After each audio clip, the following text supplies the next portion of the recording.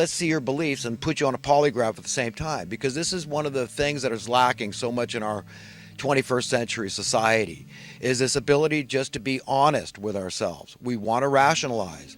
We're in this social Darwinian mode, okay, that we've been corralled into, we've been manipulated into, okay, through ignorance and through confusion, through disempowerment. Okay, that's what they've done. They've disempowered us by keeping us divided and not understanding, lacking wisdom, lacking knowledge. And that, there you go, there's your power. It's gone, because people don't know what up from down, right from wrong, left from right. I mean, it's just ridiculous. This dumbed down state that we've been deliberately put into is by design. And that's the most important thing I think any of us can really understand, is that our paradigm, our reality could be dramatically different from the one we have. That's just a matter of fact. Okay, we could be more productive. We could just enjoy our productivity. We have an instinct not to be self-serving, decadent, lazy piss ants. And we want to go out and be appreciated and serve, to be useful. We're not content if we don't. Read what King Solomon said about this. So this whole idea that we've got to be, dominated by these evil forces through the money. Okay, this is why I say Satan and the money. This is what went wrong with Lucifer. Lucifer decided he wanted God's position, so he rebelled with a third of the angels, purportedly just regular everyday angels, and tried to overthrow God, and he lost. Okay, good. Thank God that he lost.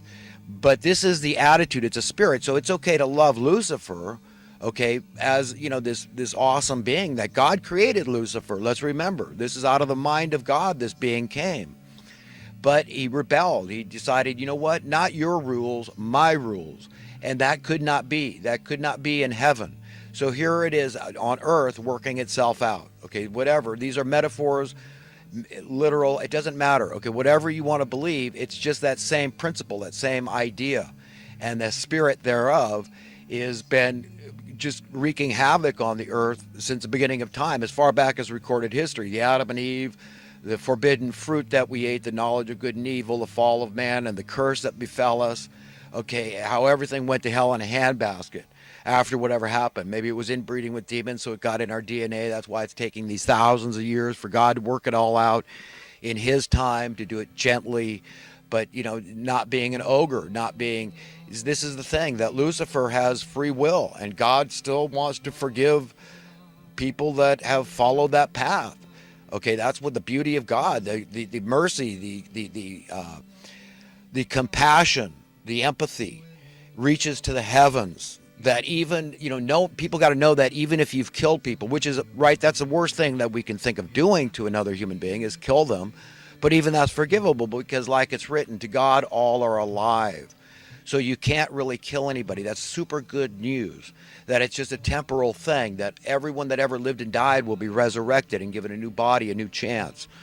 Okay, that's it. And some are going to go to hell, and some are going to be found worthy to inherit the surface of the earth. This is the renewal of all things Jesus talked about. And exactly what that surface is going to be like is, something that we can, toy around with, because Jesus gave a lot of very clear passages about what to expect in this new age, in the renewed earth. But it's going to be delightful. It's going to be a place that you'll want to be, because that's what we've got to do. We've got to work here toward a world that we all want to live in forever, damn it. Now, we don't want to die. I mean, we lost this guy, Chris Cornell, right, the grunge singer. I didn't listen to him much. I mean, I heard his name floated around a little bit, but what the hell? What the hell is he doing? I mean, how do people lose their will to live? And how did this have anything to do with money? I don't know. Maybe he thought his girlfriend or wife was only with him because he had money. Who knows what goes on in a man's mind? But losing our will to live is something we don't want to do, but what these evil people running our lives want us to do. This is Luciferian, it's satanic. To this day, Satan, Lucifer, the bad Lucifer, has not given up. He's still working. This is the devil. Okay, this is the diabolical nature of the world we live in. It's being controlled by Satan through the money. And Satan would be neutered if we get rid of the money. This is why the system is so opposed, so vehemently opposed to true capitalism, because true capitalism really is a means to an end. I mean, figure it out. You just put two and two together. If you understand the least thing about supply and demand economics, you understand the end from the beginning. You understand that it does create this rising tide of prosperity across the board as your currency increases in worth because society finds easier and easier means to produce the things we not only need, but the things we want. So it's all very basic to understand. So it gets easy. So eventually, it's just, there's no need for money. There's prosperity everywhere. People are completely, absolutely free, financially free, because to be absolutely free, you must be financially free. You can't be born beholden with this tax, this onerous tax we call a cost of living. And taxes are part of the cost of living, right? If you have to pay it, you have to pay it. No ifs, ands, or buts. It's called mandatory. So we've got to understand these things about economics and why, it's such a bad thing for humanity to be free, because we'd be out from under the thumb of all these Satanists, all these unproductive, rebellious people that say, no, I don't want to do just regular jobs. I want to be somebody. I want to wear a nice suit and be a high-ranking politician that gets paid a lot of money and lobbyists suck up to and all this crap. I want to be the guy that's the authority that legitimizes the theft of the wealth of the nation by allowing the Federal Reserve to just dump all this money on us, just inflating the money supply, Keynesian economics in the worst sense, okay? This is not just cash flow, okay? For example, if we had a minimum guaranteed income and people just sign on the dotted line, I will go out and I will do, whatever I do, okay, for humanity that I want to do at that time. And there could be lists of things to do in society. You say, this is what I want to do. I want to change careers. So you got to go to this teacher first. You got to learn something about what you're doing. You can't just be an electrician and not know a little bit about electricity, right?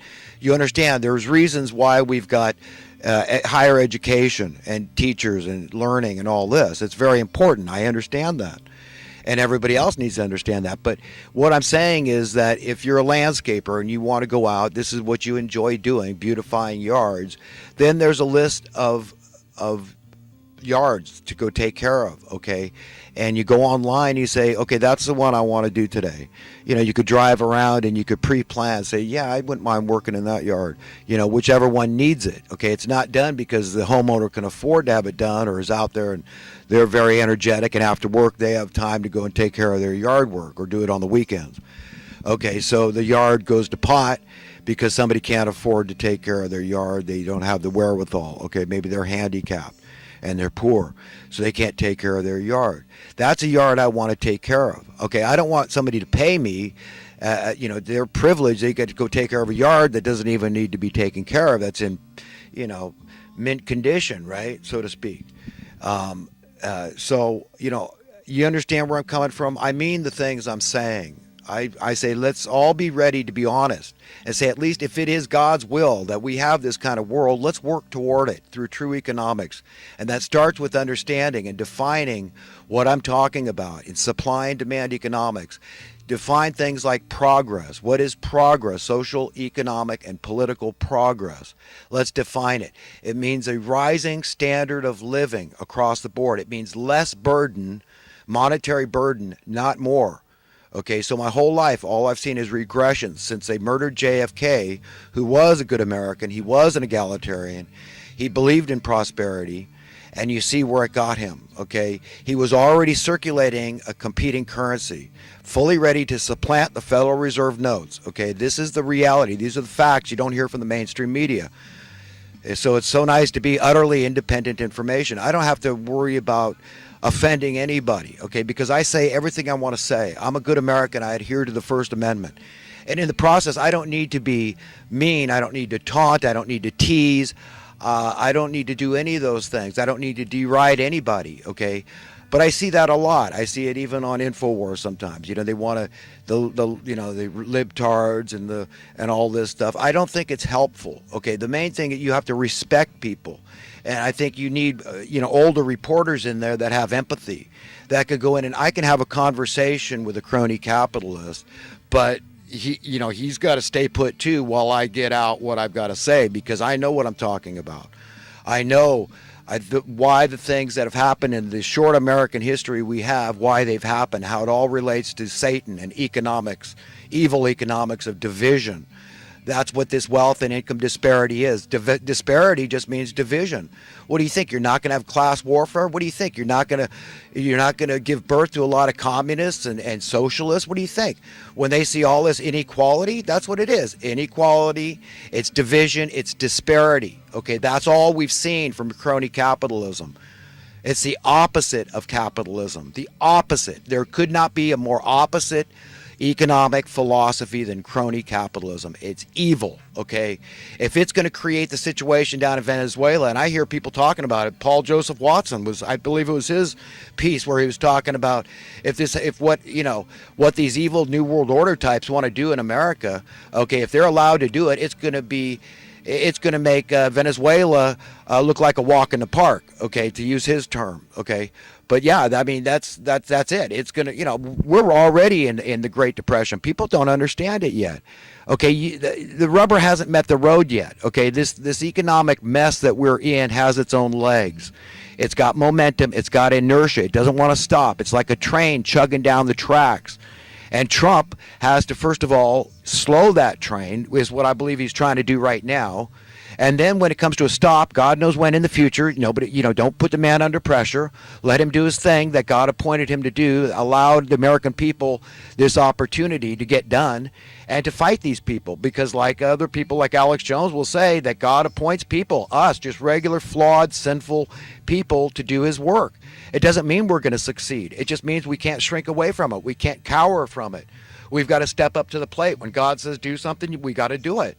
And even if it gets us dead, we know his will is going to be done. But it's important that we show God we mean it this much. And we're serious, man. We want this worm to turn. We want this ship to turn. We want the tide to turn. We want the train on another track, okay? We want to heal the division in our land, the disparity in our land, the inequality in our land. And it all has to do with money. It all has to do with Satan, satanic economic policies. It's this. That's what it is. It's social Darwinian economic policy. That's it. Dog eat dog, rat race, survival of the strongest or meanest. Often the most ruthless out there. They don't care what happens to their fellow man as long as they're okay. They don't give a crap. But anyhow. I think that at least I hope I am reaching people in a way that they can understand, because that's the most important thing. I'm not sitting here trying to be intellectual. I'm really trying to be very simplistic, and I love simple stuff. I love stuff that makes sense, that's logical, that you can work out with math and can be explained to you in simple terms and cogent, easily understood terms. Okay, that's where I'm coming from. That's why I go over again and again with economics, because we've got to speak the same language at least. And it's important to talk about solutions, because I'll hear economists throw this or, this policy is bad, that policy is bad. I think, wait a minute, you know what? I mean, that's all just minutia, excruciating minutia to me. The credit default swaps, derivatives, all this crap. What the interest rates are and all this, what the money supply is. I mean, it's just. It's all just the little stuff that doesn't really matter. What's really important is that we have solutions that are going to work on the grand scale, okay? And by grand scale, I mean at the very top of the structure. That's why I say I don't put a lot of credence on local I don't want to be a local politician, sit on a city council or supervisory board and work my way up the ladder to No, I believe the grassroots are in America. Okay, we're setting the economic policies around the world. We're the trendsetter of the world. So crony capitalism is spread around the world, and it's because of the Federal Reserve, and it's because of these high-ranking politicians that illegitimately, because 90% of the American people were against, like the bailout of '08, the takeover of '08, illegitimately, that's what I mean. That's illegitimate. That's not democratic. That's not Republican. Okay, that's illegitimate. That's immoral. That's lawlessness. They give their stamp of approval to that bailout of '08. When we would have seen the biggest market correction in American history. That's the whole too big to fail thing. Okay, that's what they meant. They needed to prop it up at all costs. Okay, and that's what it was, a last-ditch effort that they succeeded at. I mean, it was a gigantic nail in our coffin. And this is what people have got to understand, that locked in these high housing prices, this high tax on your cost of living. That's it. And it affects everybody because of the chain reaction, cost of living inflation, when all the other goods and services have to go up and correspond to keep up with your higher cost of housing. That's so it has a root issue that it's something we can't get away from. It's not a luxury item. It's not a trinket. It's not a knickknack. It's housing, for crying out loud. People absolutely need housing. It's an imperative. You won't survive without it. That's why we've got these social welfare systems set up to the tune of $50 billion a year just for Section 8 housing, and the problem just keep getting worse. I mean, and somebody's going to tell me I'm radical, I'm crazy for talking about